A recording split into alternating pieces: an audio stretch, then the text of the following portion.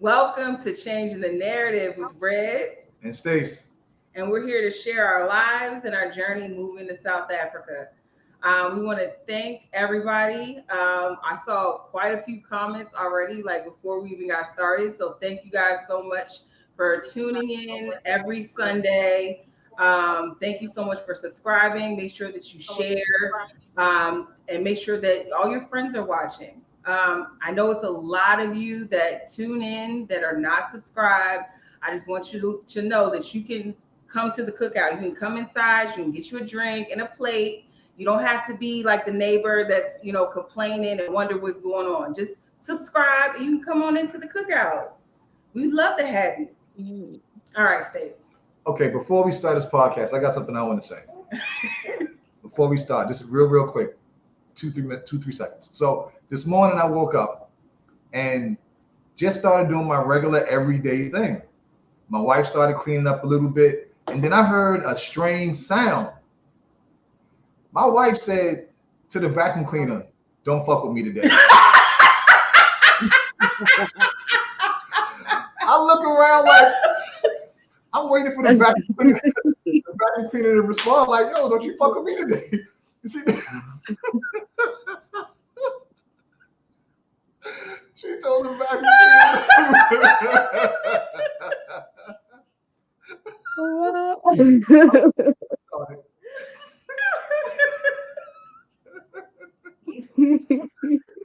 Oh, look, my baby's in the chat. Hey, Zanaya.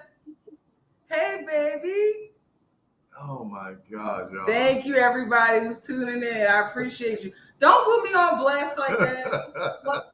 She told the vacuum cleaner, "Don't fuck with her." Wow. Look, introduce our special guest. Back to business. Okay, everybody, this is Nolita. We're going to tell y'all the reason why she means so much to us during the podcast. But let's get this started off with introduce yourself and tell them a little bit about yourself. Hi, everyone. How to your viewers? Hi, guys. Thank you so much for inviting me to your show. I'm really excited. I'm not sure what I should be telling people about me, but I'm a lot of things, guys. I'm a lot of things. So firstly, I am a mother, a single mom to 3 beautiful boys. I am a daughter. My mom is still alive. And she said hi, by the way, Stace. I told her we were having this thing today. She said hi, guys. I'm a sister. I've got brothers and sisters. I'm a life coach. I'm a shaman, a traditional African shaman, which is a spiritual coach. I'm a spiritual coach, different from being a shaman. Yeah, spiritual coach. I teach people. So I can see Sotogazi is in Gauteng. Hey, I'm also in Gauteng. So I live in Brakpan in the area called on the east side of Gauteng. I stay with a whole lot of bunch of people, including who are not supposed to be here though, but they're my kids. I can't throw them out yet, and my and my cows and you can't yeah. One of the things that I love my country. I love South Africa. I love Gauteng the most when people come from anywhere in the world and they just want to hook up with a regular person. Mm-hmm. I don't know. Regular person. Okay, with the local, they normally try and hook up with me, and I get to take them to some of the most interesting and exciting places around, and people like hanging out with the locals. So are you guys gonna tell the story how we met? Yes. Red doesn't even know how we met. I do know, but you can start it. You can start the story. Okay, how we met was this. We have a mutual friend, which is my cousin Wayne. Wayne was on last weekend, guys. And so cool. Yeah, he was on last weekend. So when we met, when I first reached out to her, she acted like she was big time. I said, "Hi, Queen." A friend of mine, which is Wayne, said, reach out to you. So when we get there, you can show us around. And she said, well, I'm sort of a big deal. So I didn't know whether to respond to you or not because I didn't know you like that.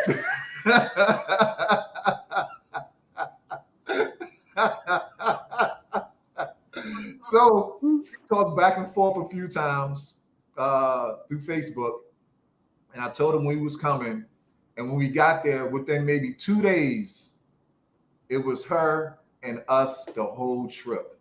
And now a year later, a year and a half later, we still right here kicking it and getting to move to SA. Yeah.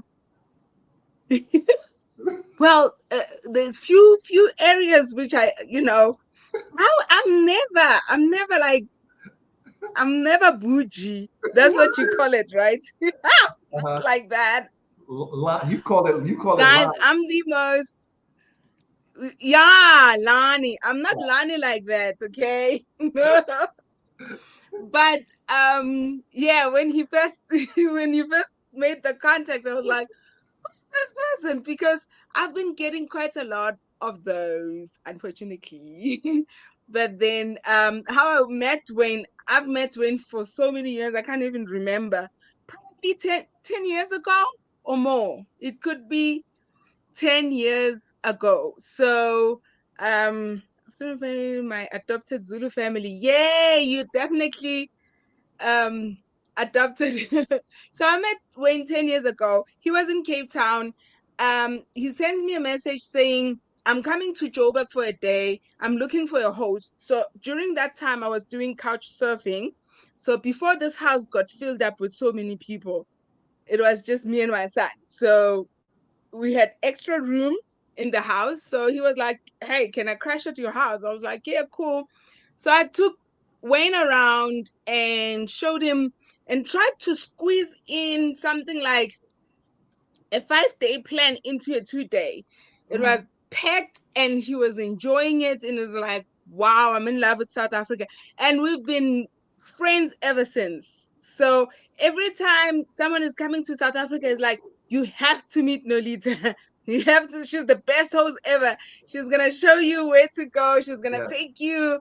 You safe with her. She's gonna tell you, don't worry, you safe. And she's gonna show you some of the places that even if you are a tourist, they don't get to take you there. So it's not, We're gonna talk about all of that. Places, but We're gonna jump into all of that too. But I got a question for you though. I got a question for you. Yes. How do you feel about Black Americans now? About you guys? No, just in, not us. Just I love in you general, guys. Just in general. Go ahead. Go ahead. How do you feel about Black Americans? Keep it real. Okay. So let me put it this way. As someone who was, we grow up, we watch American movies, we watch, Malik Yoba. I don't know if you guys remember, he was on New York Undercover or something like that. Watching Will Smith, watching Bad Boys for Life, watching Martin. Hey, Wayne.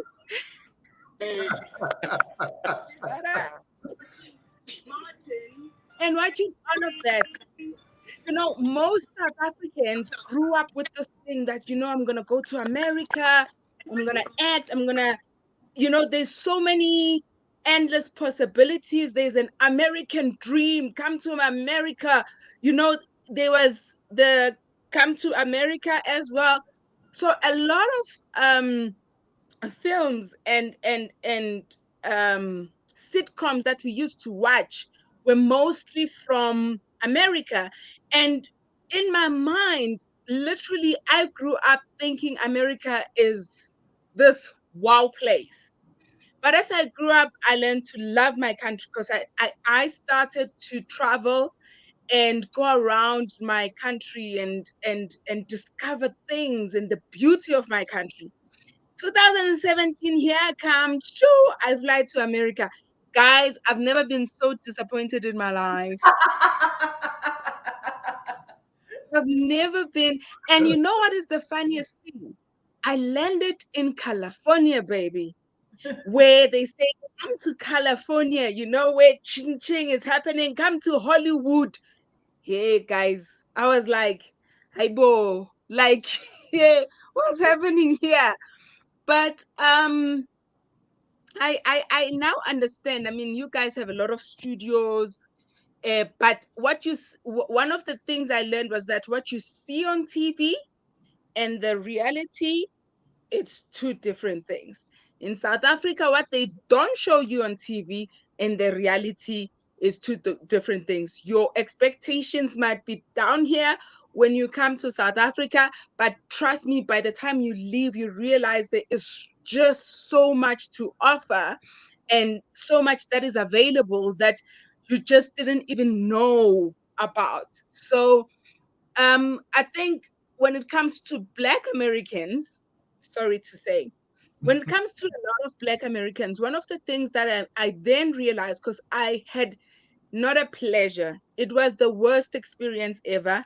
Wayne knows about it. I went on a subway from Hollywood to Mayhem, or wait, to Disneyland. What area was, I forgot the name of the area, but it was in Disneyland. I was staying in Disneyland at the Disneyland Hotel. So you know, I wanted to stay in a bougie place. But I'm glad I chose the Disneyland Hotel because it's like going to India where 3 stars and 4-star hotels you have to be very careful about when you go there. You'd rather go for 5-star hotels. In South Africa, if they say it's a 3-star, really it's a 3-star and you're gonna enjoy it. And if it's a 5-star, it's a 5-star. There, it's like if it's a 3-star, no. No. So one of the things I realized when I was in the subway and traveling a very long distance, and it was very disturbing for me because South Africans look forward to traveling in a subway. They have no idea how horrible that whole experience is. For me, it was the most horrible thing. I love driving. It's better to drive. It was horrible.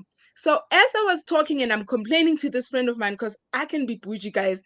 So I'm complaining. I'm like, listen, girl, why did we? I don't mind paying that extra dollars, which, by the way, you guys like, yo, rent to $1 right now. You don't want to know. So I was like, I don't mind paying those hundreds of dollars because Subway was $2 or $3, and then the Uber was like $20, I think, or something like that. I can't remember. All I know is that it took 800 rands from my pocket. So, Subway was cheaper. But I didn't mind to pay that than to go through all that experience. That was the worst experience. So as I'm talking, this lady from America, she stops me. She's a African American. She says to me, wait, your accent is very different. I said, oh, okay. So she asked me, where you from? I'm saying, I'm from South Africa. She's like, what? I'm like, yeah. So now the whole train, obviously, they turn their eyes on me and they say, and I'm like, don't you guys have subway? I'm like, we do have railway trains. They walk on top, not underneath. We don't have the ones that go underneath. But, I don't know. I'm just, but the one thing that she was very much impressed with was how well I spoke. And she said to me, you speak very well English compared to most Americans. I was surprised. And she says it's because most of the time there's a lot of slang and the education system doesn't teach you how to properly pronounce words. So, yeah. Okay. So, yeah. So that was my impression about America, though. Okay. When you went there, you was with Wayne. High expectations and what I got. So from high expectations of, wow, I'm going to all these places. And then when I got there, it was like, boom. Okay. I was disappointed. Wayne, what can you say about that time when y'all was in DC and New York and LA? Dwayne Freeze? Yeah, I think Wayne, He's frozen. yeah, All right. Wayne's frozen. Go ahead and ask. he's Go ahead. frozen. Oh, there you go. Oh, Nope, they he's still frozen. Yeah, he's Go, frozen. go ahead and ask your okay. question. All right, so I have so many questions. Okay. What do you want people to know about South Africa? Like, what do you think is left out of the story that people don't know and they should? Firstly, we don't have lions and wildlife running around anywhere and everywhere. We Yeah. don't have elephants running around anywhere and everywhere. That's the first thing I think that people from America should know. We don't have wildlife running around.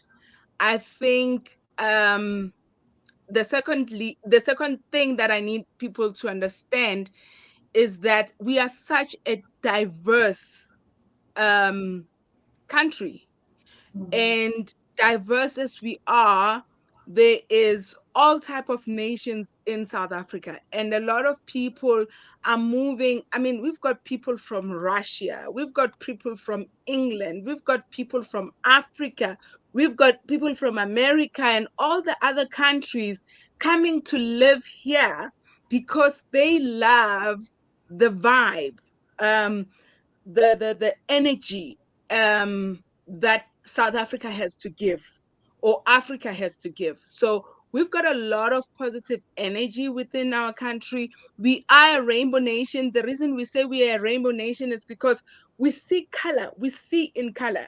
One of the most disappointing thing I could remember when I was in DC, I was saying to Wayne, everything is either gray, brown, or black.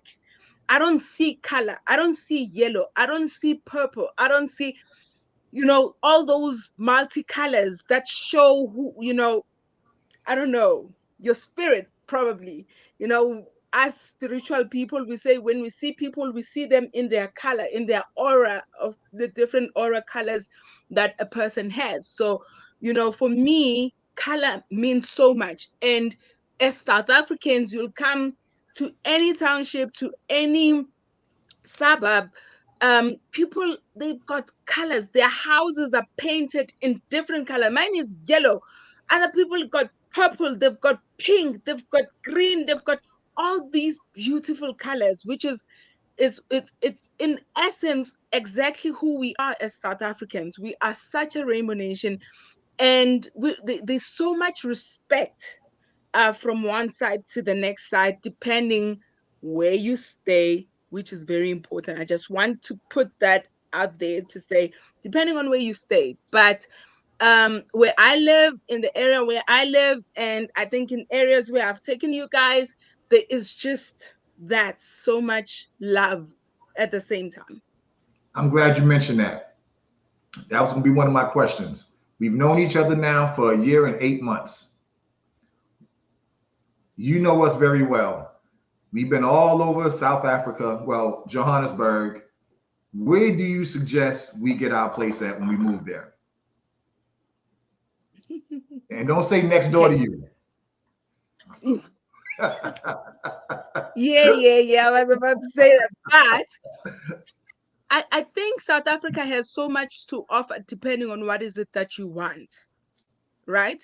I've stayed in bougie areas like Rosebank.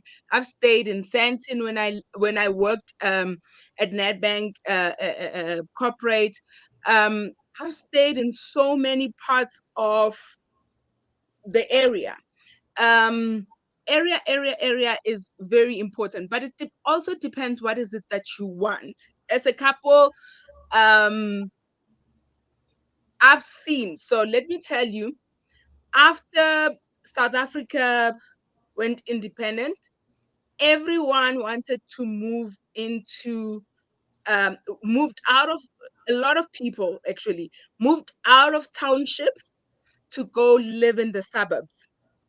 And the white people left the suburbs and then they went to stay in Cape Town. And then some of them they moved around and they created estates and things like that. But a lot of Black people, I've seen them move out of Ekasi, which is like the township, to go make a living into the suburbs. Now, with the recessions and with the economy and with everything that is happening worldwide, not just in South Africa, I mean, it's something that is, everyone is experiencing. A lot of people have been moving back to townships. And because the cost of living in townships, it's much lower. So I'll give you an example. You guys, I've always spoke about the house that I had in um in a suburb in Springs, Daisley. Beautiful suburb, stunning. I was paying, I think, around 9,000 to 10,000, 9 to 10,000 per month as my bond, as a bond. Um, this house, you guys call it Nolita Estate.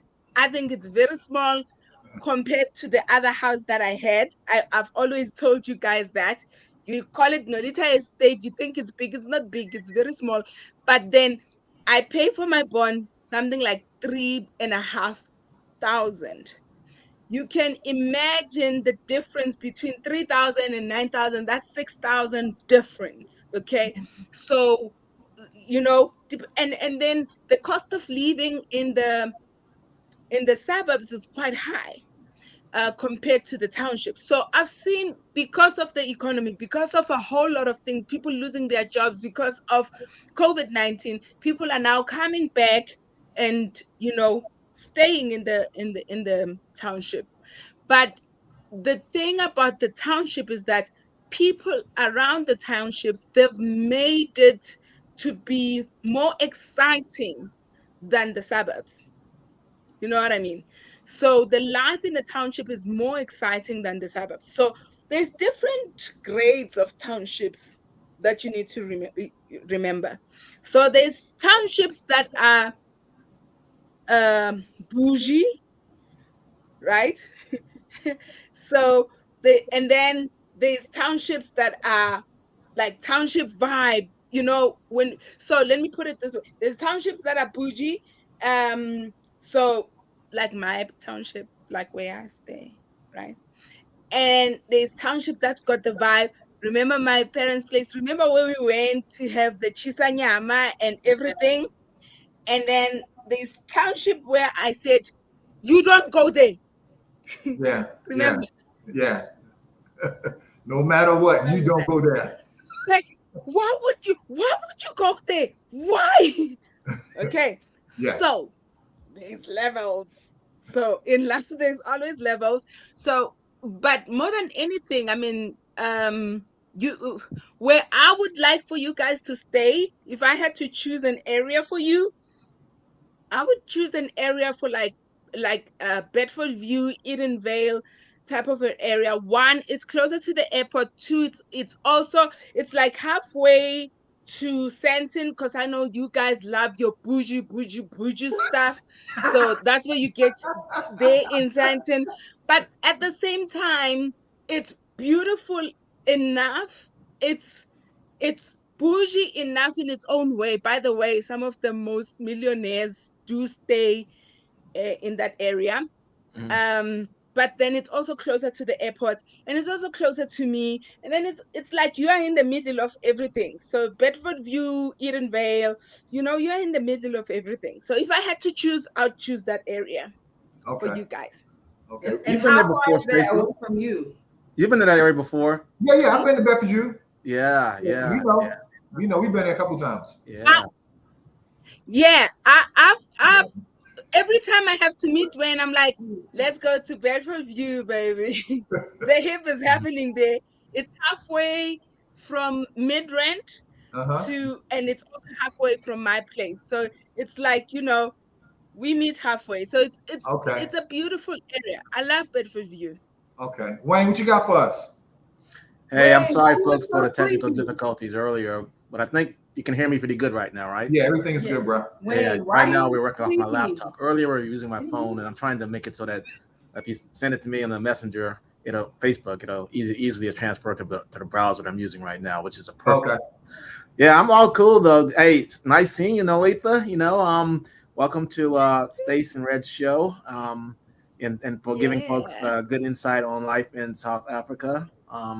Everyone is just like Nolita said. She was highly rated on couch surfing, and so I remember flying in and landing and trying to remember the color of the car, and I stood on the side and hopped in the back seat, and I think Toomey reached behind and blindfolded me with his hands, and I was like, this kid loves to play. He was a fun guy, and so it was a great meeting. Went to the house, and everyone was watching.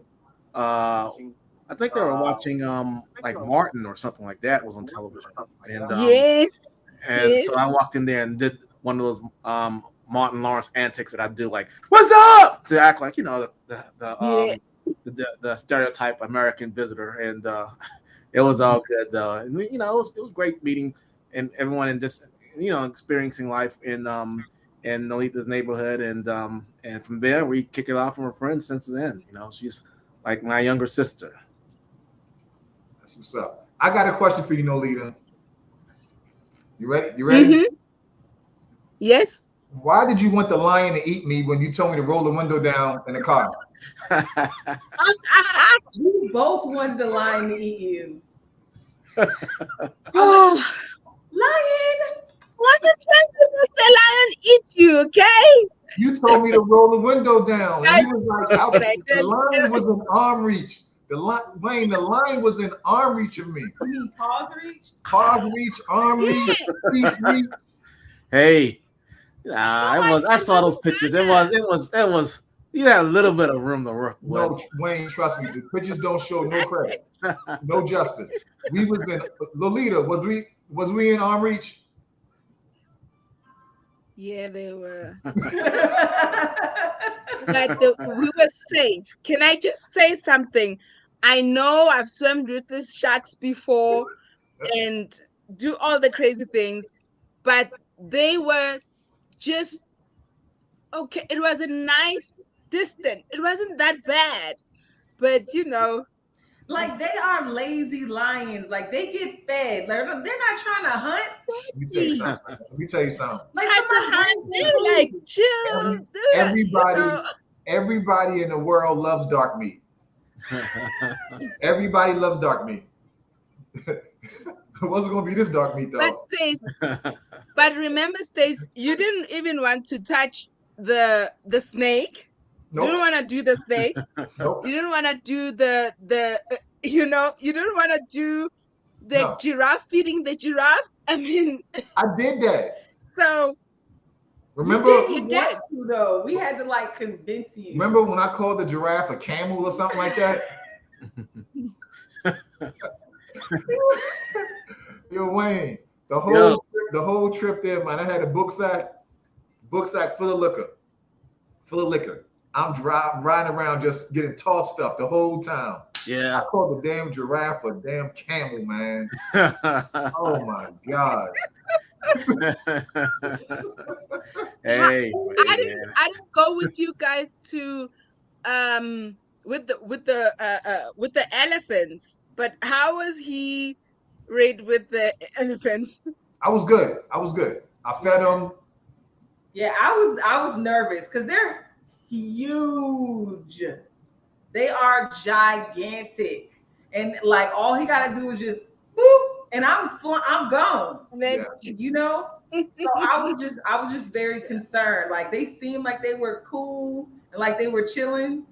What I really noticed, like they say the elephants are really smart, and they say like they don't beat the animals at the sanctuary or anything like that to get them to comply. They basically negotiate with them. And so if they tell them like sit down or do this or do that and they don't listen, they just got to keep giving them stuff until they feel like it's enough payment for what they're about to do. And I watched them negotiate with the elephants. They're like, no, I don't like that one. You got any corn? Okay, now I'll do it. I'm like, yeah, it was. I'm like, who's running this show? The elephants? Crazy. It was crazy. And we learned a lot about them too. As far as how smart they are, and they told us a whole lot. And how they're really connected to the earth. Like they have like the way their feet are designed, like they can feel vibrations on the ground from like miles and miles away. They can hear things, they can smell things like miles and miles away. Like it's crazy how they're so in tune with their environment. Yeah, they mentioned when it's time for the elephants to get shots, that that the people that gave them this was just say a week ago. The people that gave them a shot a week ago, that if they had to come give them a shot this time right here, the elephants would smell them miles away and disappear up into the woods. Wow. They would smell them miles and miles away and just leave. And then the people would have to go get the elephants because they smell them. Like you ain't getting me. You ain't getting me again with that. No, they are really they're really clever, and there's so many elephant sanctuaries around here in Joburg, in Limpopo, and everywhere. And you know, it's always the same. You find these beautiful, and they got such a gentle soul, but they don't forget. You know, I remember going to one's place, and this lady was saying she was there about 4 years ago, and she was interacting with a certain elephant. When we went to finally meet the elephants, she told them the story that I was here certain years ago, and then they said, just give us your shoe. They gave the elephant the shoe, and the elephant singled her out of the group to say, this is the owner of the shoe, which was quite amazing for me. So yeah, they definitely are very clever. Very, very smart. Sanaya wants to know what other animals other than snakes did you guys not want to touch? I wanted to touch everything. I played with a baby lion. Stacy was not having none of that. Yo, them baby lions, their paw was bigger than my hand. They were not that. Oh shit! Like you're exaggerating. Please. You were like a mile away. How do you even know? Look, remember we were getting ready to leave, and the guy let us in, but they were really like about to close. But he let us in, and then when we were getting ready to leave out, he said, all right, well, that's it, time's up. Like, we got to feed the lions. I'm like, you going to send us in here when they hungry? Like, what were we supposed to be, appetizers? It was, evidently, they wasn't hungry enough. Yeah, no, they were not hungry enough. But, we played with them, guys. I mean, in Limpopo, there's a place where you take a walk with the lions. So you're walking with them in the wild, and it's such a beautiful experience, having to walk, and you've got these guards. They don't have guns. They only have sticks, and 7 or 8 lions around you, and you're taking a walk. I never did it with the elephants. Experience. But I walked with some lions before. Oh no. Oh, you've done that? Yes. I did that in Zimbabwe, the lion walk thing where he had a stick and we were walking. But thereafter, the lions had been fed, and so that's when they let us come through it. Either do it in the morning or late in the evening, but it's always after they've been fed. And they looked at us. Those lions were like, "Okay, all right, we know the routine here." They had that look on their face like they've been through this enough times. They came out. All right, let's go for a walk. They even literally knew where to sit and pose for their pictures with us, and they put up with us, and it was fun. Though. Got pictures and memories of a lifetime from that. Look, you're a big head mama. Yeah. I just want to say, one of the most dangerous things I've done was to swim with the sharks. I think Wayne was like, Nolita, are you really gonna do it? So my plan when going there, I was supposed to stay in a shark cage, in a cage, and then have them swim around me. Remember, you can't tame a fish like a shark. Like, you can't tame sharks. But I think I was going through just a lot in my business, and I was like, it's do or die, so I'm just gonna jump out of the cage. And I jumped out of the cage, and as soon as I was outside the cage, this one shark came swimming very fast towards me and just bumped me, like, just acknowledging me being in the water, but it never tried to attack or anything like that. I was, ooh. I think it was the first time being that scared in my life. And but then, I'm glad I did it. I'm glad I did something like that. Look, I would do it again, maybe. A Black American would probably say that's some white people Some white people shit. That's some white people shit. That's what we Oh would yeah, say about About what you did. about danger. it definitely is. We were the only Black people there. Remember, Black people in water. Everywhere you go, it's the same. Black people, water. It's the same. We don't like swimming. We don't like the water. We don't do such things. We don't do things that deliberately takes you to danger. Like, No. so the danger is always calculated. Yeah, we run from that. I like this. I got a good question since we're talking about stuff like this. But first, we got 65 people. Can make sure you like, subscribe. But listen. Oh yeah. Your whole time that you've been in South Africa, tell me about a time that you experienced racism. Who, Wayne? No, you. Right? No, you. Yeah. Me? Yes, you want no. You want me to answer that question? Yes, you. Remember, I'm old, guys. Like, I'm from the apartheid days when racism was really high, and I had to go through the whole. Just one experience that happened to you, not as a whole, just directly to you. So, guys, like, there's a lot, but okay, maybe let's put it this way. In years, give me a certain year, because if I can think about so much that happened after 94, in high school, and in college, and in workplace, there's a lot of that. But right now, like now, like 2000, 2001, 2002, yes, there's few, but it's still there. Okay, so give me something that happened in the past 2 years. The past 2 years. Okay, let's see. I have to dig. You see what I mean? Like, in the past 2 years, I really have to dig, because, we it's hardly there.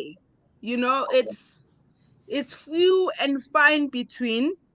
To me personally, in the past 2 years, I don't think that I've experienced any. Okay, let me rephrase the question then. How about this? We've talked plenty of times about your dad. Tell me about your dad. Oh wow. Tell me about how you said he lived in Sandton and the whole situation. My dad looked like Mandela. Let me start there. He literally looked like Mandela. He was such a loving guy. He was such a loving man.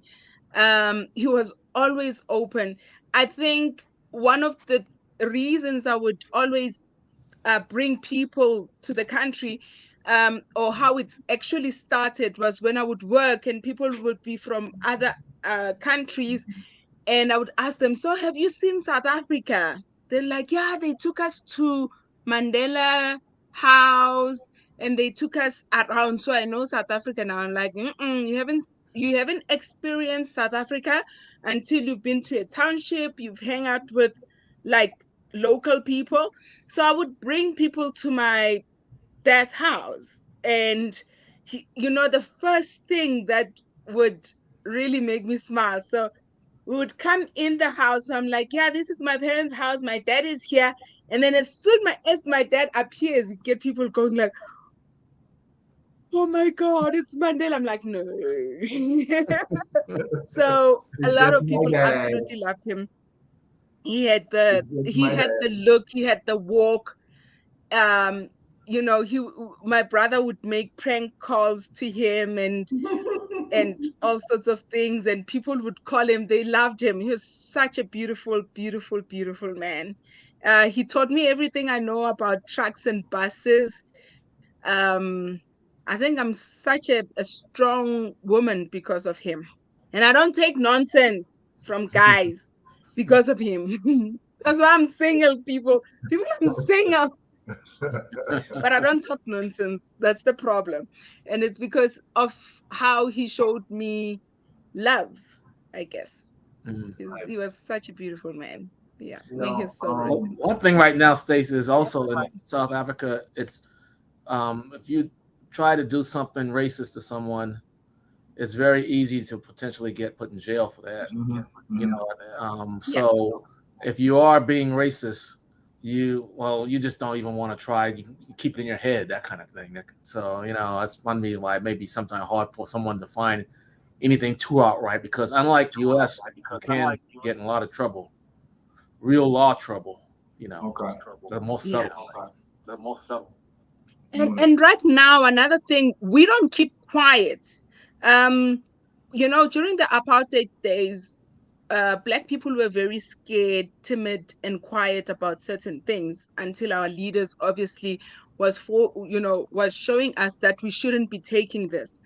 We have a generation, the born frees, these 2000 kids, the year 2000 kids, these ones, they don't take no shit from nobody. Sorry to use that word. Mm. And they tell it like it is. Now, I sometimes look at my mom. I look at um, her peers, my brothers, because they're older. And I look at me, I don't take nonsense. That's my problem. That's the other thing I don't do. And maybe That's it's not a like problem. I've got the I've got a fuck off written on my forehead because I don't take nonsense, right? So these guys are worse than me. you know, I remember um I took them to Sun City, one of my very favorite resorts. Still gonna go there with you guys. One of my very favorite resorts. I took all my nephews and nieces. When you guys know them, Wandy Mhm. and them.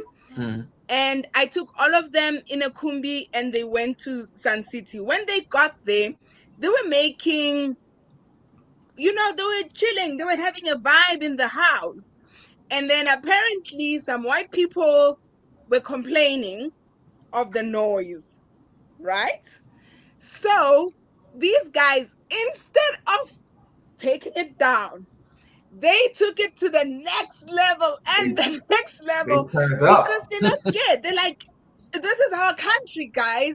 Mm. If you're not happy with what I'm doing, I'm here to have fun. I'm here. This thing of keeping quiet, why should I be quiet in the pool?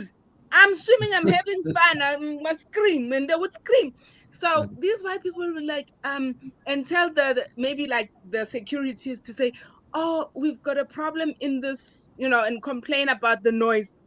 As soon as they come, they talk to the securities, like, Joe, what's wrong? These guys are complaining. But these white people, they'll always complain. So here's a beer. Never mind. Let's go. And the other funny thing is that even the securities would say, you're not making enough noise, make more noise. You you know, know I but was yeah, it's like they are not scared at all. But if my mom was there and someone was, my mom would like, no, guys,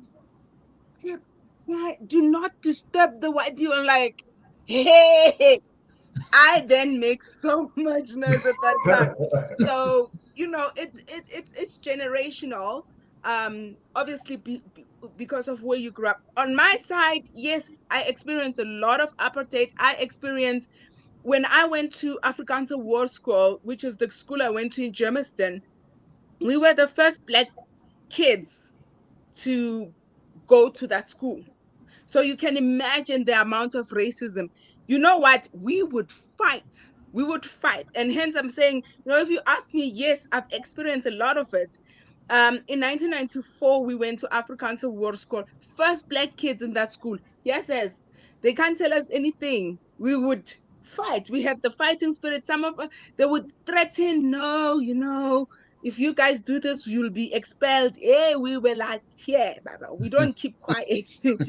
we would talk. So the one thing I see about our generation is that they behave totally different. We are fighting. So that's why it's so hard for racism to happen on a daily basis.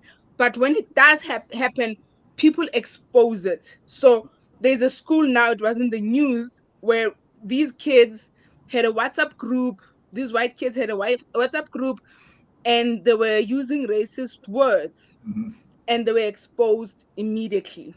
There was a Miss South Africa, someone who entered a Miss South Africa pageant, and that lady, as soon as she was announced to be on the finalist, someone went to her history when she was a child, not even a child, when she was about 3-4 years back, to find out that she had said some racist words, and that lady was kicked out of the competition.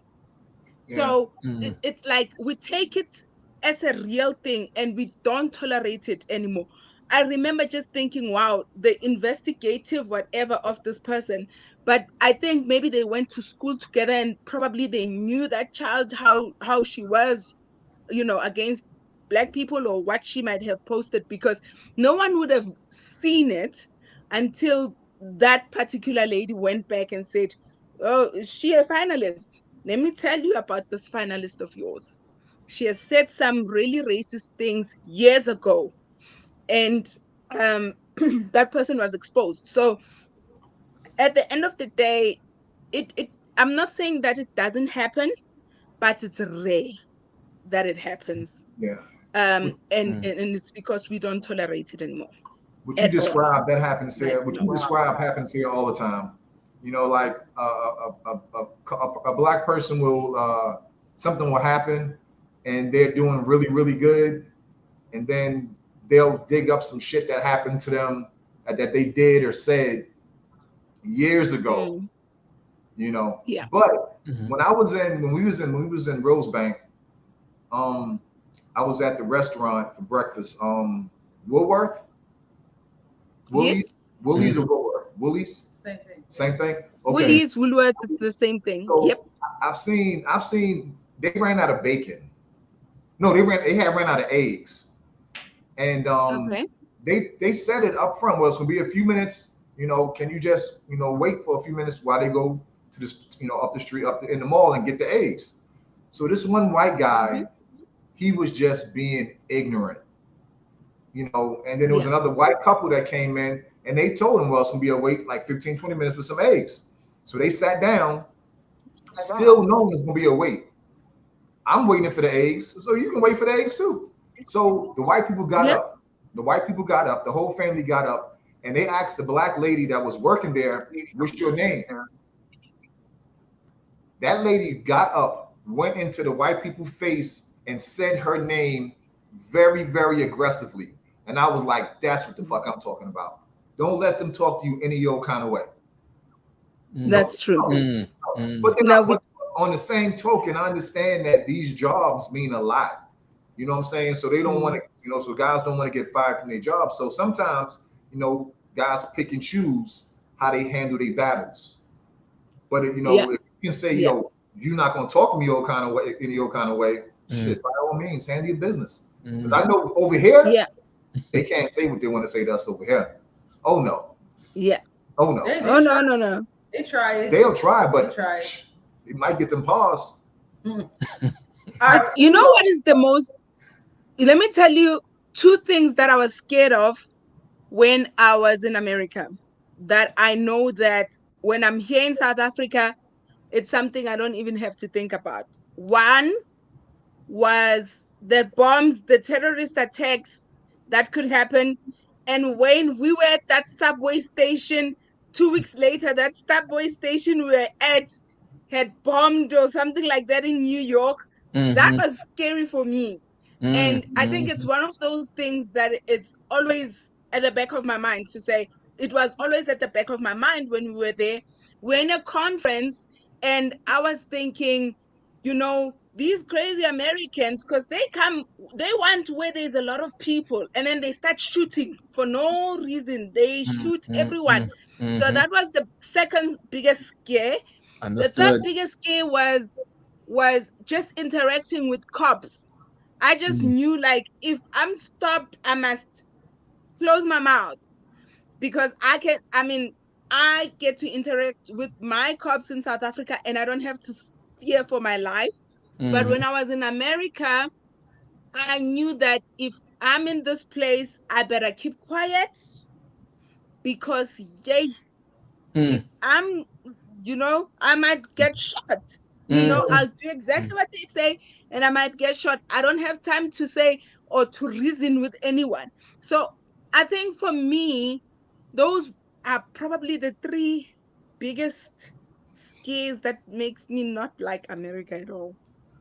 I don't blame you. We don't like it either. Yeah, that's really a scary thing about being around here. I mean, for some reason, police think that when they come up to a car and they start yelling out instructions loud, they for some reason think that everybody in the world who could they stop could possibly understand the kind of English that they're speaking and could understand it all when they're yelling it like that. And that's why a lot of people, especially a lot of people from other countries, they might do something or think something was said, and all it takes is just a subtle movement, and a lot of American police just start Mm, opening fire, quote, in fear of their mm. life. Yeah. And it's like that. And when I see some talk to some mothers in South Africa and ask them, do their kids have to practice for mass shooting, mass casualty events at school? Mm, They look at me completely surprised of that as being a concept to even thinking about. But these are the things that make life scary mm. here. Even for a person who lives here 24/7 like me, I Yep. feel much safer when I'm in Yeah. South Africa. I totally agree with that. Mm. Let's check out the comments. We got That's quite a true. few comments right now. We got a lot of comments. Not everyone will have the lucky stroke that Nolita had, so please don't try swimming with sharks, folks. You ain't gotta tell I'm me not. so. You ain't gotta tell That's me true. so. Please check out Zimbabwe Yeah. and Valito in Durban. What's that? Oh, yeah. Absolutely beautiful. Absolutely beautiful. I agree with Lucky. Beautiful areas. I don't know if you saw it, but Barbara said hi. Yeah. Hey, Barbara. Hey, that's Barbara. Yeah. Thank you so much. I've Hey, taken Barbara hey, and Bob. Wayne to Swaziland. We went to Yeah, Swaziland, yeah, and it yeah. was such a beautiful experience. Oh, that's the road trip. Unfortunately, because of the rain, it was a crazy time because it was summer and there was a lot of rain. So we had to escape out of Swaziland because of the what was that storm called? Dineo or something like that. It was given a Mm. name. You I think got it was great Dineo. memory, Alita. But That it was bad. But you oh know what's yeah. funny? What's funny is every time I get on that main road to go eastward towards Swaziland, I forget that highway number. But anytime I go out in that direction, N17. no matter how good the day starts, I'm going to run into some driving rain within an hour. It's never failed, and so it's like Yeah, and so that first trip was great though. That she set us up with and it was. pictures. It Swaziland is was. beautiful, and it was a great time. It absolutely. I promised to take these guys. We did a crazy one because we drove into Swaziland. The next day we drove out of. We had to be like to really rush out of Swaziland because of the rain, and we were really planning to go and see my late aunt. She lives in the inlands of Swaziland. like the rural area of Swaziland. So we were actually planning to do that, but we ended up having to leave because of the storm. That storm was really, really crazy. And Mm, we had wanted to use Barberton Road, or to mhm. go in using Barberton, but we ended up not doing that. We just came straight back using the same road because of the rain. But it's such a beautiful Oh, country. wow. I mean, it's stunning, With Stace. it's Stunning. the drive there, it's beautiful because of how green everything is. Hmm. I prefer driving than flying because you get to see places, you get to experience and to see the beauty of the country. So we will go there You already very know. You soon with already you know that. guys. You already know we're gonna do that. Yeah, Hmm. yeah, definitely. It's Wow. Nice. something worth doing. They usually have Okay. an event every year called Bushfire in Swaziland that I went to on another occasion, and Oh it, yes. it, I hope they bring that back next May. It's called Bushfire. Hopefully, It's a Yes. music festival, sort of like It's Woodstock like a is. festival. Big, Yeah. people fly in from all over the continent and some from overseas. Yes. And it's like out in Swaziland in a big open field, and everybody stays there in their own Yes. tents for like 3 or 4 days, listening to music on Through different that. stages every day, and just Mm. experiencing the vibe.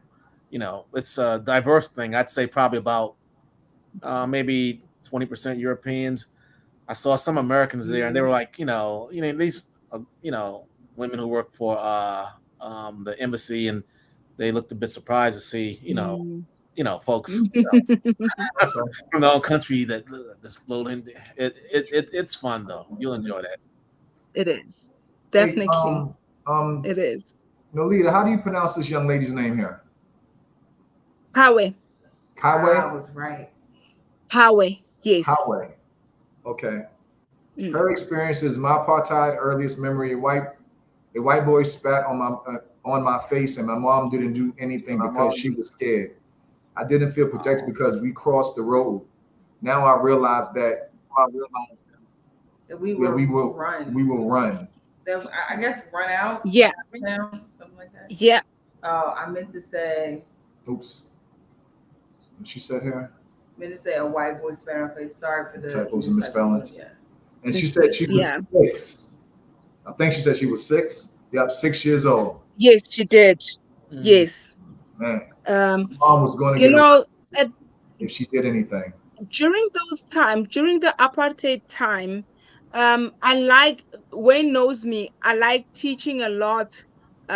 When people come to South Africa, I take you to the Constitutional Hill, I take you to the Apartheid Museum, 1976.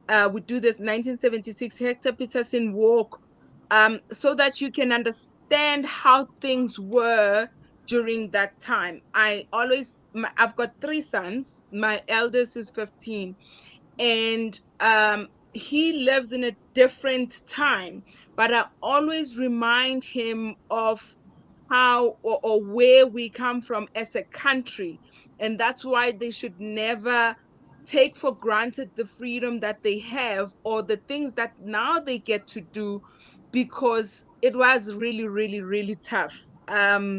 So I totally understand what Kawa is talking about. I honestly understand what some of the people were talking about in terms of apartheid, and that's why I asked to say, if you look at, if you had to ask any South African at some point in their life, they have been faced with racism. But right now, people fight it back. There was a guy, I remember it was 2 to 3 years back, Wayne, I think you would remember. There was a this tall, big guy, and I think there was a fight with the kids. Mm. At one of the spur places to eat. Mm. And the lady did not take it, and she was telling him where to get off. And Mm. even though the guy was threatening this lady to say, I will jump on you, I'll hit you. And she was like, try it, dude. Let me see what's going to happen. So a lot of ladies, a lot of people are standing up to racism, to being mistreated. Obviously, we're not gonna lie and say it doesn't happen, but we don't tolerate it. We don't keep quiet. We do something about it. We put it out there. There was a guy who was bitten. I don't know what this black guy did or didn't do, but all we know is that this white guy was hitting this black guy. And you know what? He got arrested. He got arrested. We don't know the full story. Sometimes I always say, sometimes we don't know the story, but the fact is that you're doing something that you're not supposed to be doing, Right. and you will get arrested. Right. And as long as there's someone with a camera there, I'm telling you, done. Your story is done. We do not tolerate it. You know, I speak up. I used to speak up all the time. In workplace, I did get a lot of apartheid previously, and I did not tolerate it. You know, I did not tolerate it. So we don't tolerate such, and unfortunately it continues to happen, but we don't keep quiet. The one thing that will stop it is that as it happens, you have to make sure that you put a stop to it immediately Correct without it on site. taking it. You don't have to take it. You Correct it don't on have site. to take any from anyone. Yeah. Yeah. So my brother, Cindy asked, Someone wants to know how I pronounce Kawe. Huh? My brother. Someone asked me how to pronounce Kawe. Kawe. Kawe. Kawe. Okay. Kawe. Yes. Kawe. So Sydney said, how many days would we need to see the area? Well, think about this. Think about this. You got 2 days already for flight, for transport. So I would say at least 14 days. 14 days. So you can have a day to fly back home. And then at the end of the day, that's still not enough. Still not enough. Definitely. How do you pronounce this name, Nolita? H, yeah. Which one? Leziphi Dlamini. Leziphi Namini. Leziphi. Yes. Leziphi. Yeah. Leziphi. It's not a D, it's an H. You know, I wear glasses and I took them out. You were just talking about that earlier. Yeah. It's Leziphi Dlamini. Okay. We have a Coldplay. We have a friend. Yes, we're gonna visit Zimbabwe. We have a friend that Zimbabwe is an interesting place. I'm gonna tell you. It's like when I went there the first time, it was reminding me of being back in South Carolina, back in the 80s. And what I mean by back in the 80s is not because people didn't have the technology, like they got everything the same everywhere, but people's mannerism was like it was old school South Carolina, which I found to be really, real cool. We drove from Harare to Gweru, which is like driving halfway across the country, or maybe a third of the way, through a bunch of small towns. And it's like the person's hosted. It's a lot of good places, a lot of good things in Zimbabwe. That's where I did the Walk with the Lions at in Zimbabwe, and also Victoria Falls, the greatest waterfall on the planet. It's in Zimbabwe and Zambia. We definitely want to visit. I was at the Victoria Falls about 2 months ago in June, at the end of June. I was there for a week. It was absolutely beautiful, breathtaking. What I love about the people is that they still preserve the language. They respect tourists. They respect everyone who comes through to their town. But I don't know. There was just something that was different when we went to Zimbabwe. So I'm going to give you an example. Okay, so I'm going to give you an example. When I sometimes take people and I take them to Soweto, okay, and we do the walk, the 1976 walk, and all the way through to Hector Peterson, you will find a lot of kids on the road begging, asking for change or things like that. But most of them, they would come out, they would just beg and just, you know what I mean? in Zimbabwe, when I was at the Victoria Falls, that was missing. People were selling, don't get me wrong. There were people who were selling. I mean, they even sell you the raincoat. You loan a raincoat from them. They give you a raincoat. You go into the Kruger, into the Victoria Falls. When you come back, you give them their raincoat back, and then they charge you like uh, $3 or something like that. Anyways, um, but when we were there, even though it's a real small uh, uh, um small community or small town, I didn't run into those kids who would beg just because they know it's a tourist attraction. So I think that was the one thing that was different and yet so beautiful that I absolutely enjoyed when I was in Zimbabwe. I had a bit different experience on my first time to Zimbabwe. I was there with my brother Kevin. Remember Kevin? Yes, And yes. we were gonna go. I found on Facebook there's an orphanage there, and I wanted to see the kids in the orphanage and just to let them know that people, from the United States who look like them, actually are interested in visiting places like their small town in Zimbabwe. But so I reached out to the orphanage, tell them who I was, and let them know what we wanted to just kind of set up a program where we can just kind of like tell kids about the United States and about ourselves. But after a while, I saw that it was going to be a problem with that people who ran the orphanage. I mean, it may have been people who weren't African who were running the orphanage, and they may just didn't want to have their pre-program agenda swayed by someone who might give them some idea that people who are black might actually have the means to travel and visit them and want to see them and not just believe certain narratives we might see on TV about what goes on there. But we didn't get to go to the orphanage in the end, but we did get a chance to have a big cookout. Invited a lot of kids in the neighborhood of Weru, and everyone just had a good time. Meeting each other. And I'm some Syria kids there, and it was great. But it's just interesting how it is when you're traveling, and you're expected to be able to only understand the narrative that we see on TV in the United States about these places in Africa,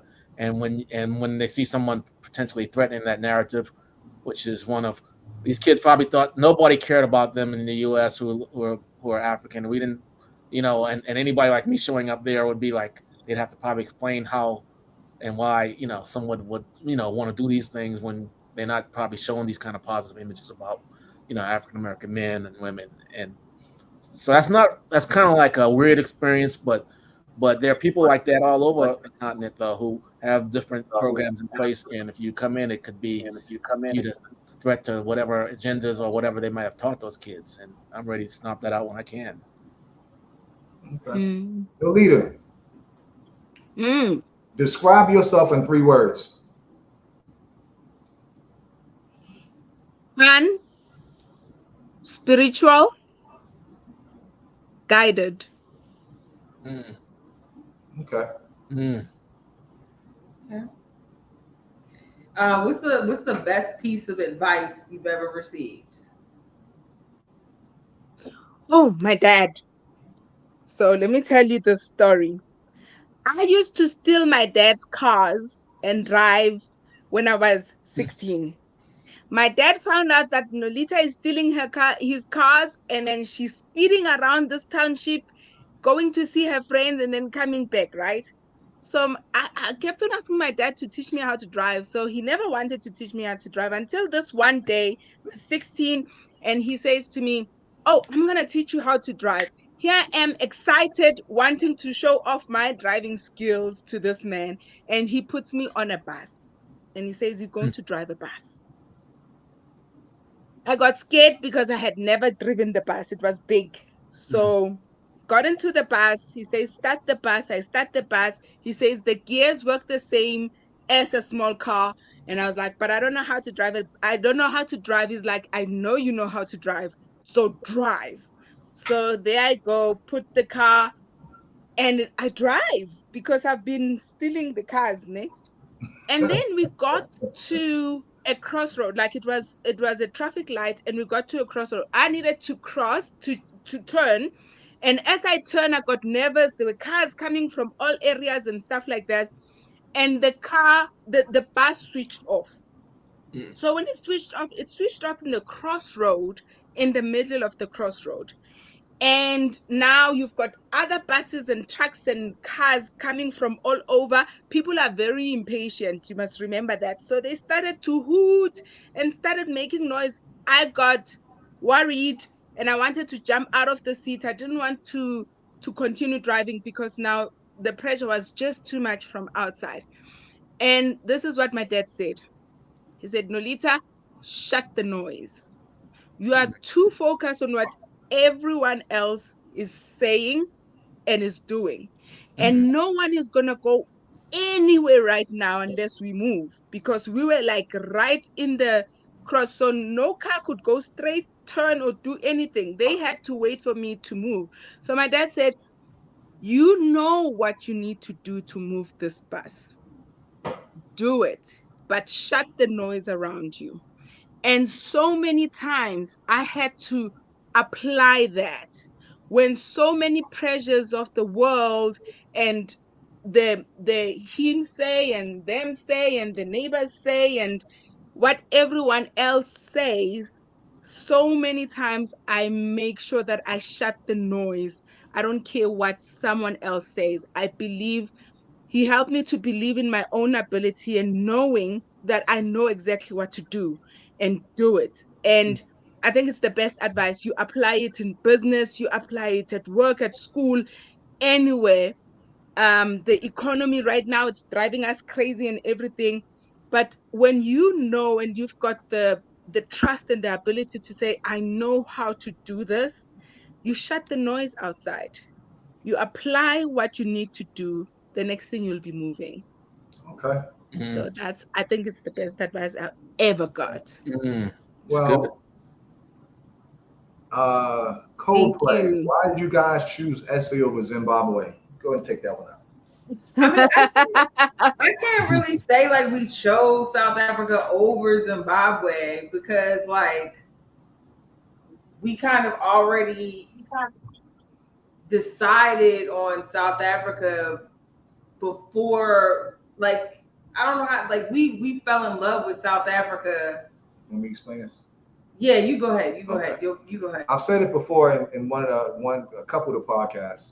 We did a lot of research on Ghana and South Africa, and the Gambia, and Tanzania. Everything led us towards Johannesburg, and mentally, before we even had visited, we had mentally already moved.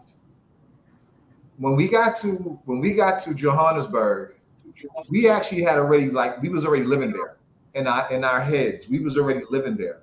So after a day or two, after meeting some people, like I said, we met Nolita probably the second day, maybe the third day. It was like, yo, everything that we've researched, videos that we've seen, it's confirmed. This is where we want to be at. You know, Stace, if I can also chime in a bit on that. There are more people really doing a lot of living and promoting their videos out of South Africa compared to Zimbabwe, and so it's easier for people to really get a good idea on what opportunities and lifestyles are like in Zimbabwe compared to South Africa. So as I look right now, there's one or two YouTubers that are starting to really do things in Zimbabwe. They even got their big launch going into South Africa. But if you have more people doing that in Zimbabwe, it would then expose it to more audiences in the United States and other parts of the world, and then people would actually be able to, go there more so. Well, okay, Wayne, I understand what you're saying, but also take this in consideration. Everything that we're learning because we want to learn it. We don't get in it. There's no exposure here in the States about Africa. There's no Delta is not promoting $8.99 fly to Johannesburg, $8.99 fly to Zimbabwe. You know what I'm saying? All they promoting is DR, Jamaica. You know what I'm saying? So the thing is, we got to do our own research. We got to look at podcasts. We got to look at Wayne or Nolita, Assad, whoever else that we look at, and figure out what's right for us, and then do our own research. Yeah. That's just because no one is promoting it except us. Yep. We're the ones that are promoting Africa, and that's on a very, very small scale. Yep. Yep. And Mm. that's the narrative that And has I, got to and change. I Because just want to say, oh, sorry, go ahead. oh, I was going to say that's a narrative that has to change, because if anything that we get out of Africa in terms of news or information is always the negative news. And sometimes I was telling someone earlier today, it's crazy how it's all just negative news from one source. People should stop and realize one day that just can't be coincidental. All you ever hear from Africa is something negative. No, so it's people like us who go there and have to tell people really what's there, because unless they go themselves, they won't really have an accurate idea of what's in on the continent of Africa at all, just based off of what they hear from Totally agree. most sources. Yeah, It's the only place I've ever that's traveled true. to on the planet that was completely different than what I expected before taking the trip. And it was the last place that I traveled to that experienced that. I'd been to all the other continents. They met the grade on what I expected from what I read. When I got on the plane to come back from the first place I ever went to in Africa, I was like, this is the first place that failed. It failed miserably compared to what I expected. It was, you have to come there to know what's going on in Africa. Yeah, yeah. That's true. That's Gifted true. hands. And Go ahead, Nolita. yeah, Go ahead, Nolita. yeah. I wanted to say that, you know, I'm in South Africa, but I've traveled to Zimbabwe, I've traveled to Namibia, I've traveled to Swaziland, I've traveled to Lesotho, and these are Southern African countries. Guys, we are not saying that South Africa is better than Zimbabwe and therefore we're choosing South Africa better. I think each and every country has something to offer, something that is beautiful to offer. And for me, when I went to Swaziland, like I said, I took Wayne, and I have family in Swaziland. So when I go there, there is so much to offer. The culture on its own, it's beautiful. And you guys enjoyed, right? With Barbara is somewhere Mm-hmm. listening. It was Mm-hmm. absolutely beautiful. But Mm-hmm. Swaziland has its own thing to offer. You go to Zimbabwe, Zimbabwe has its own offerings as well. You go to Namibia, it's so beautiful there. Oh my God.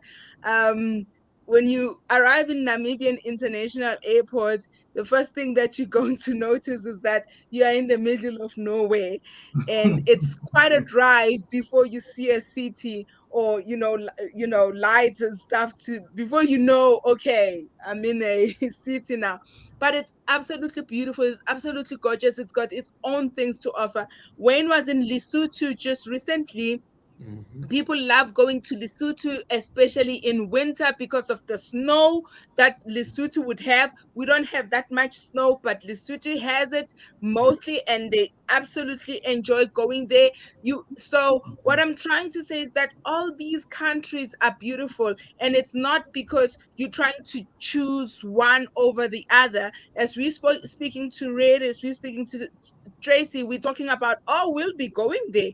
Just like South Africa on its own. No one says Joburg is the place to go. When they come here, they know. I always say, we're going to go to Durban, we're going to go to Cape Town, we're going to go to Limpopo, and all those places have their own thing that they offer, and Gauteng has its own offering at the same time. The history and the culture and everything, it's absolutely rich. So it's not choosing, one day we will have an Africa, like Malema sometimes says, one day we'll have an Africa with no borders.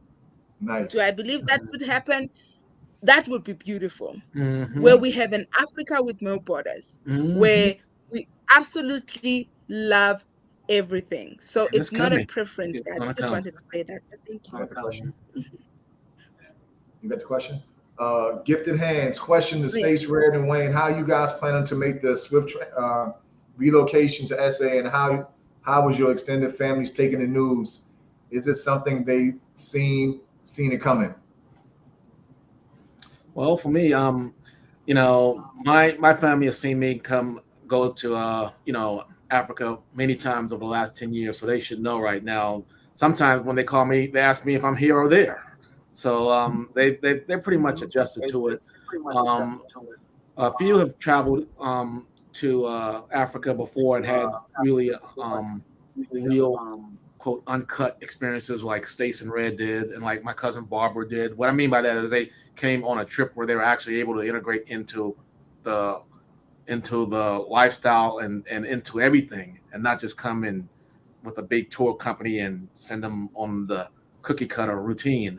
So they're pretty much open to and accepting me relocating to South Africa, and I look forward to doing it soon. Go ahead. You can answer the question if you want. Yeah, I mean, I think our family has come around to the idea. A lot of them are actually in the chats, like watching right now. Yeah, like my mom's in there, Zanaya, our daughter is in there, and my cousin is in there in the chats. So I think they've come around to the idea. I don't think anyone is like happy that we're leaving, but I think that they're proud of us for taking this adventure and trying to find a better life wherever that might be. And of course, they're going to miss us, but also, like Stacey always says, gives them another place to come and visit and know that they've got someone that lives there that can, show them a good time.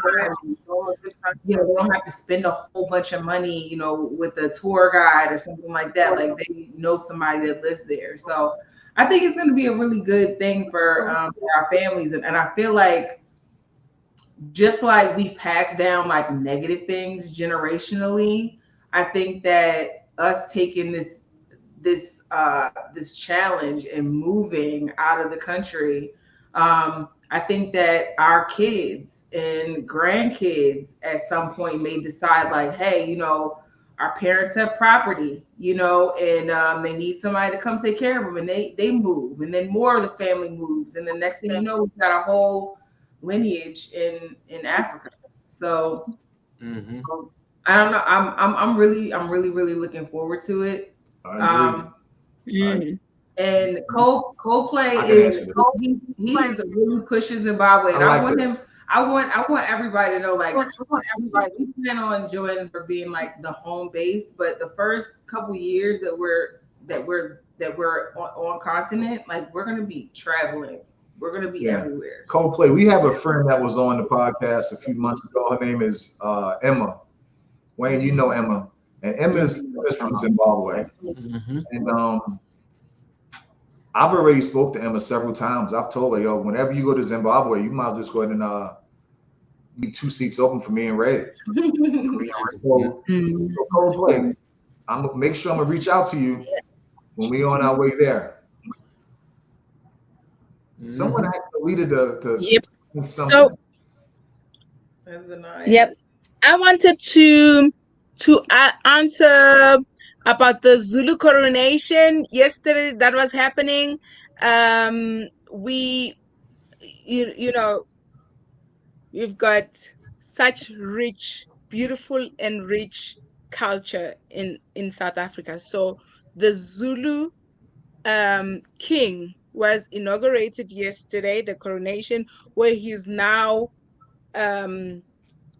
King Zulu is now the king of the Zulu people. So if you Google that, you'll absolutely love that. I don't want to talk much about what is happening because that's going to take another 2 hours to go, but you can actually watch that. Someone was asking me to say I must talk about it. So I just wanted to bring it out. And I've been to Guanongoma. I've taken people to Guanongoma. That's another place that it would have been so beautiful to go and see that happening. It always happens at the palace in Guanongoma. So you guys can Google it and you can actually check it out and just see the whole process. It was absolutely beautiful. Okay. Wayne, somebody got a question for you, man. Yeah, Kings has a question. Do Zimbabweans connect to as easily with African Americans like South Africans do? The simple answer to that is yes. Yeah. That's it. That's That's it. it That's completely. it. Okay. That's On to the it's, next.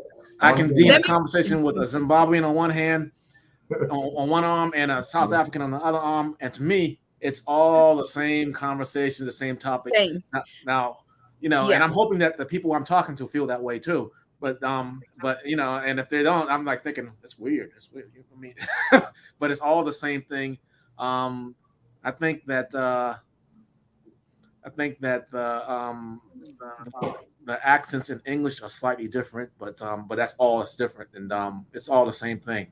Me, same thing. Mm. And you know, the other thing is that when you're in South Africa or in any of the other countries, they already think that you are South African. So even when they approach you, they'll approach you in Zulu, in Xhosa, and just start speaking to you in any of the African languages. And then that's when you actually, only when you start speaking and saying, guys, I'm not from here, this is who I am. Like, sorry, man, you know, you look like my cousin, something like that, and it just becomes a big laugh. So even when you go to Zimbabwe, I know Ndebele, or I can understand. When you Zulu, you can hear Ndebele and other languages. And when I was there, I started to speak to the guy in Zulu, and he thought I was speaking in Ndebele because he thought I was Ndebele. I told him, no, I'm not Ndebele, I'm actually Zulu. I'm not Zulu, actually. I'm actually Swati and Xhosa. You see, it's confusing. We're a mixture. We should be an Mhm. open country. I'm telling you. But But Zimbabwe, my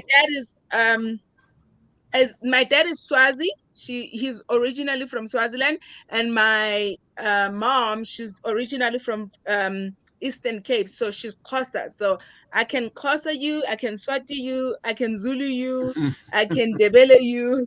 mm, I speak quite a lot of South Wow. African languages. But he was so happy that I could speak to this guy in Zimbabwe, even though he was speaking Debele. We could understand each other so beautifully and so well, because some of the words are very, very similar. It's Nguni language, so it's very, very similar. So, you know, if you mhm. come to any of these countries, people will speak to you in their language until you speak, and then they're, oh man, oh, that's cool. So how's America?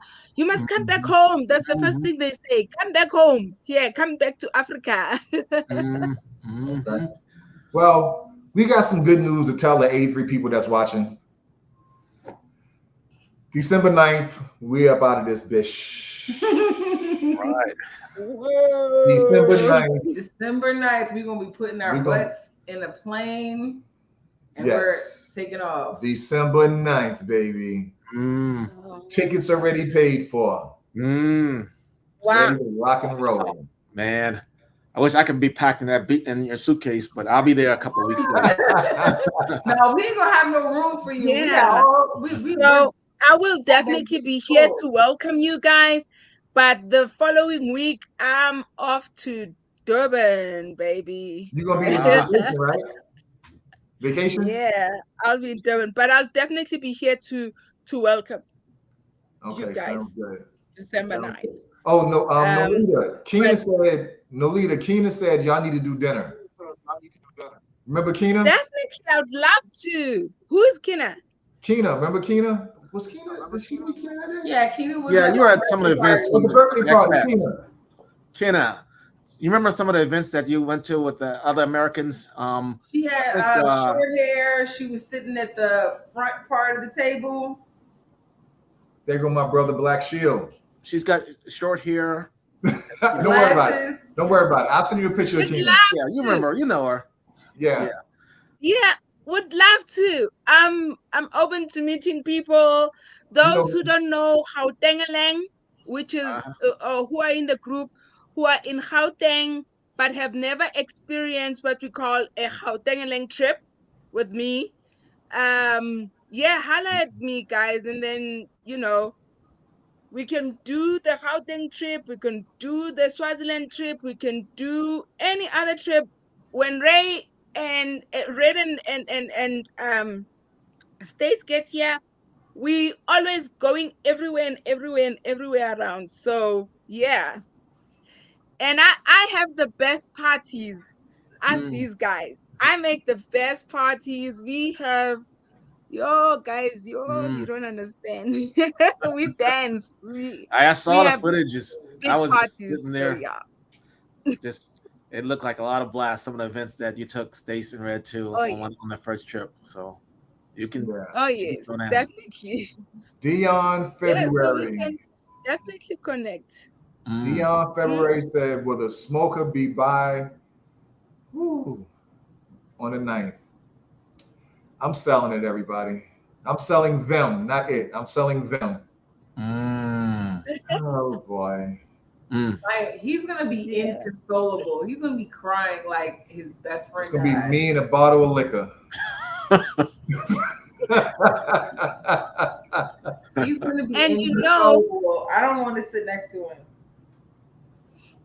and you So know, like he's saying you're coming at a festive time, and that is so true. And people are moving out of Joburg because that's when people go on holidays.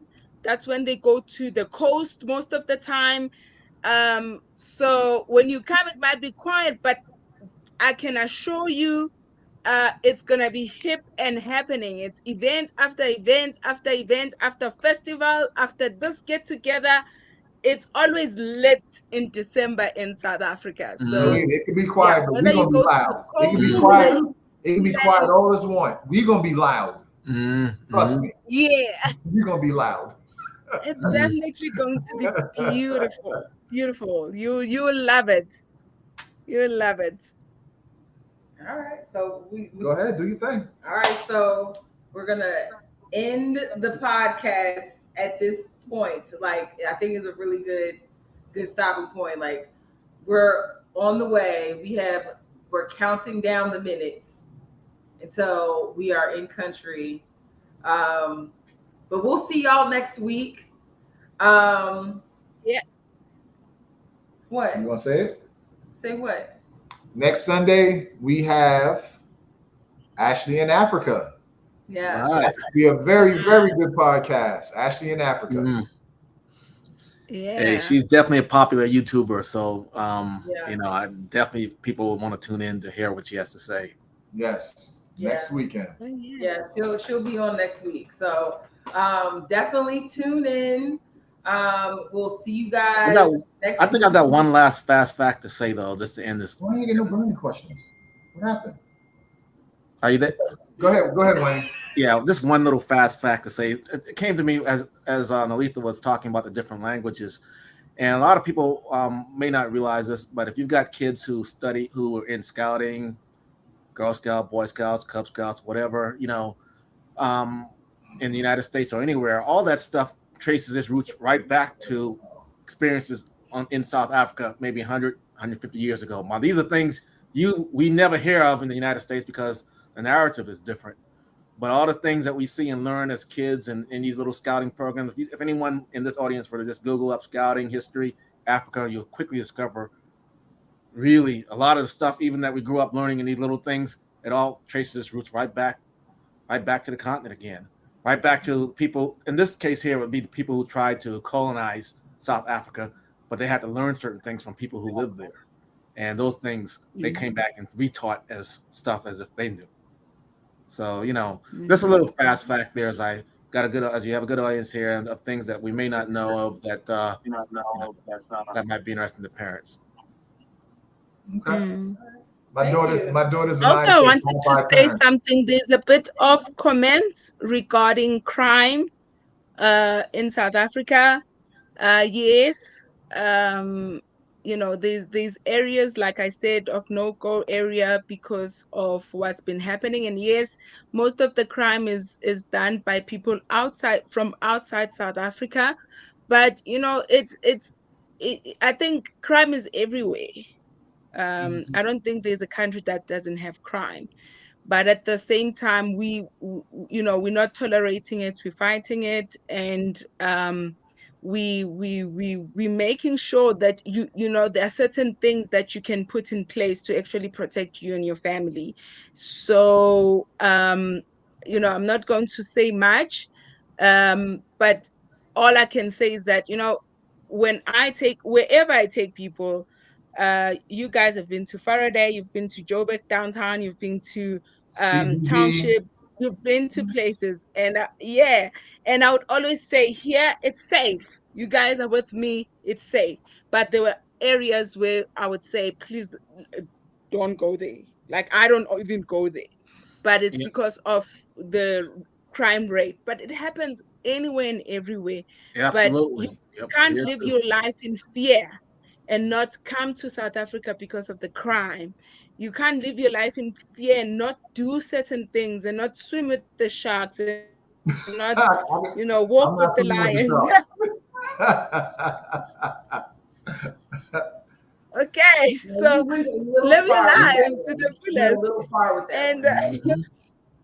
I, so I also wanted to say, I saw there's a few guys. How do you get hold of me? I'm in Joburg. I'm in East Rand, in the east of Johannesburg. So I stay in Brakpan, right next to Carnival City. If you guys know where Carnival City is, but I'm also on Facebook. So I think my Facebook is Nolita Nkosi, and then I'm on Instagram. I think it's Nolita the Queen or something like that. I'm on TikTok where it's Gokonkwalionkosi. So, but the quickest place you can find me, it's Facebook. I know I haven't posted a lot. Shoo, it's just that I've been doing things And in she might in respond. And style, she might quietly. respond a week and a half later, like she did me. She's busy. A week and a half later, she responded Yeah, to me. Yeah. can you Well, believe it? send us But do after you this know, is can over. I Send tell us you, all your do you stuff, know and we'll put in the link. I haven't even posted my pictures about being um in Victoria Falls. That's how, Mm, and that was in June. mm. Oh So wow. that's how, unfortunately, with the new job, I've been so busy. But you can still find me. Yeah, Mhm. yeah. We'll Yeah. we'll we'll post your information. But like if y'all go there, definitely look her up. She'll give you an experience that you will never forget. Way better than like a tourist a company. Yeah, I mean, it depends on what kind of What experience you're kind of looking for. yes, If you yes. want a genuine, like, real experience, then Like going definitely. to hoods and Mm, I mm. mean, you'll be like, all over. You'll be all in the hoods. If you really like want to feel like you're yeah, part of the scene and tourist connected experience, to, then to it and definitely. not be like a stranger everywhere you go at, hey, she's a Put your source. You know, seatbelts she'll get on you. because she drive like a maniac. Put your- She'll get you there perfectly safe, but And you fast. might be a oh, little scared. you're gonna be scared. Like, what the fuck are you doing? Oh my That's why I wasn't scared of the lions, because I had already been in the car with Nolita, so I was god. Yo, like I'm good. I wish I had 4 seatbelts. like one of the ones for the Oh pilots my that come god. across your shoulders. Oh man, she had me. It got to the point I was like, Red, get in the front seat with us so I can sit in the back seat.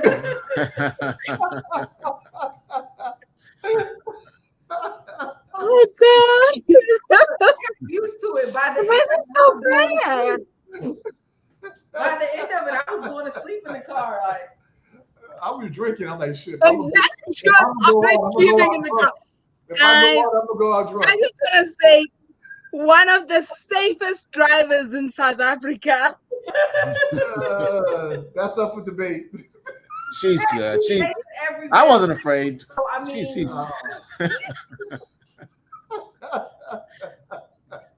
but then again, though, I walk with lions, so you know. Oh my god, I mean, this was if a you good can one. walk with the lions, with the elephants, and all that, you'll be fine. This was a good one. All all right. right. Thank y'all so much. Thank you, All right. everyone who tuned in. Thank you, Um, guys. You Nice. guys can stay on. You guys can stay on, but we're gonna end the live. Later, All y'all. right. Bye, All right. guys. See y'all Sunday. Thank Yeah. you. All right.